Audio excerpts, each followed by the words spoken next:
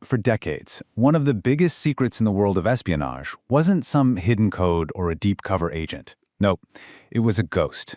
A ghost hiding inside every single computer monitor, broadcasting everything on the screen for anyone with the right gear to see. It sounds like something straight out of science fiction, right? But let me ask you this. What if the screen you're looking at right now is also a tiny, unintentional radio station? What if it's sending a perfect copy of its contents out into the airwaves? And as wild as that sounds, it is absolutely true. For years, folks at places like the NSA and Bell Labs knew all about this. They figured out way back in World War II that our electronics are, well, they're noisy. They leak information in ways we can't see or hear. And, they kept that little piece of information very close to the chest. So, if this was such a huge, closely guarded secret, known only to spies and top-tier engineers, how did the rest of us find out?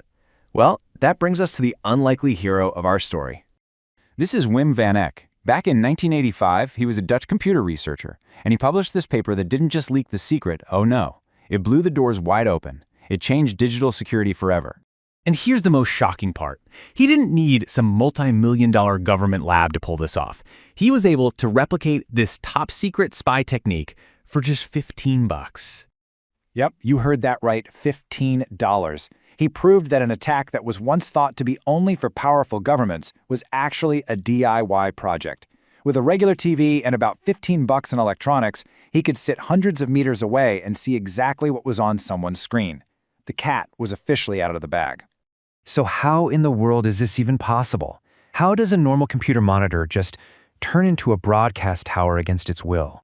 Well, the whole phenomenon was actually named after him. It's called Van Eck Phreaking. And it's a type of eavesdropping where you listen for the really faint electromagnetic signals that all of our electronics give off. So instead of trying to hack the software, you're basically spying on the physics of the hardware itself. Now, on those old, bulky CRT monitors, the process was surprisingly simple. You had an electron beam that would sweep across the screen to paint the image you see. Well, that beam was guided by a really powerful electrical signal that wasn't perfectly contained. It would leak out as electromagnetic radiation. A simple antenna could pick this up, and here's the real kicker. Van Eck found out that those leaked signals had a, and this is a quote, remarkable resemblance to a standard broadcast TV signal.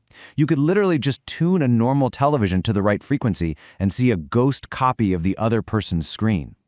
Now, this discovery wasn't just some cool party trick for tech nerds. It exposed a fundamental flaw in our technology that had some very serious real-world consequences.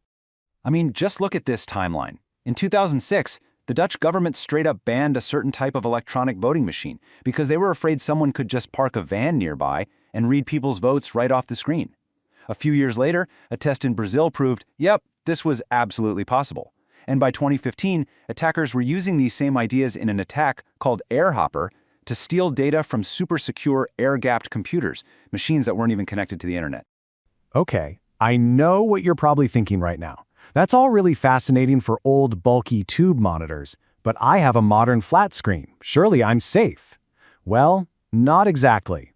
See, the vulnerability didn't just disappear. It kind of just changed its location. With the old CRTs, the leak was coming from that high-voltage beam inside the monitor. But with our modern flat-panel displays, a big source of the leakage is the high-speed digital signal that's just rocketing through the video cable. So the ghost basically moved from the screen into the wire. And hey, this isn't just a theory. As early as 2004, researchers proved that modern flat-panel displays are vulnerable too. They actually built a working eavesdropping device for less than $2,000. It's a bit more complex now, sure, but the underlying risk, oh, it's still there. And today, the principles of Van Eck Phreaking are alive and well in some even more sophisticated attacks. We already saw how it can defeat air-gap security, but it can also be used to create a keylogger that broadcasts every single key you type. Or it could even be hidden inside a replacement laptop battery by spy agencies, hardware you'd never, ever think to check. All of this belongs to a wider and frankly fascinating type of threat called a side-channel attack. This is really the big idea that Van Eck's work opened our eyes to.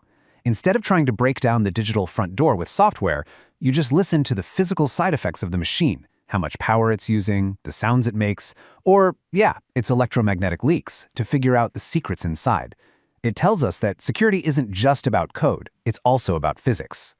So Wim van Eck proved our screens were secret broadcasters, and that discovery is still echoing today. It kind of forces you to ask the question, doesn't it? What other invisible signals are our phones and our laptops and our smart speakers all sending out into the world right now, just waiting for someone with the right antenna to tune in?